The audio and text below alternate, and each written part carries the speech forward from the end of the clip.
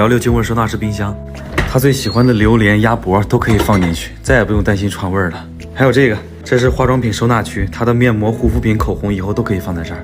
哎对，还有这个沙发，小冷不喜欢软的，我就专门给他换了个硬沙发。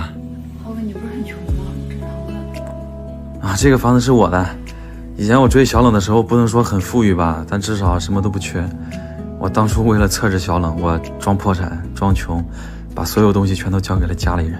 然后就是你看到的，我现在跟小冷住在那个破房子里。其实小冷是一个自尊心很强的女孩，她曾经跟我说过一句话，她说我破产的很开心，因为她觉得这样就能配得上我了。